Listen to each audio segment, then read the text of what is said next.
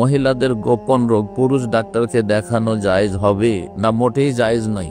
একমাত্র যদি নিরুপায় হয়। নিরুপায় কখন? এক্ষেত্রে ওলামারা বলেছেন প্রথম দেখতে হবে মুসলিম মহিলা ডাক্তার মহিলাদের চিকিৎসার জন্য, বিশেষ করে যদি গোপন রোগের চিকিৎসা হয়। জি, এই জন্য গাইনি হবে পুরুষ কেউ, এটা জায়েজ নয়। কেন পুরুষ গাইনি হবে? গাইনি হবে মহিলা, কারণ মহিলা বিশেষজ্ঞ, মহিলারও বিশেষজ্ঞ।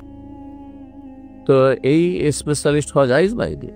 প্রথম তলাশ করতে হয় মুসলিম মহিলা চিকিৎসা খোঁজ করতে হবে। যদি না পাওয়া যায় তো 2 নম্বরে অমুসলিম মহিলা চিকিৎসকের কাছে চিকিৎসা নিতে হবে গোপন রোগের মহিলাদের। যদি তাও না পাওয়া যায়, আর এমনটা হয় না সাধারণত, যে মুসলিম মহিলা বিশেষজ্ঞ পাচ্ছেন না আর অমুসলিম মহিলা বিশেষজ্ঞ পাচ্ছেন না। যদি এমন হয় যে এমন কোনো জটিল লোক যার জন্য পুরুষ ছাড়া কোনো উপায় নেই, আপনি যতদূর পর্যন্ত জানছেন বা পৌঁছিতে পারছেন আপনার আর্থিক অবস্থা দিয়ে, তাহলে 3টি স্তরে হচ্ছে পুরুষ মুসলিম ডাক্তার, ধার্মিক, আল্লাহর, এবং ততটাই উন্মুক্ত করে যতটা উন্মুক্ত করা জরুরি। যদি তাও না পাওয়া যায়, শেষ হচ্ছে অমুসলিম পুরুষ। তাহলে মুসলিম পুরুষ বা অমুসলিম পুরুষ 3 নম্বর 4 নম্বরে তাদের স্তর।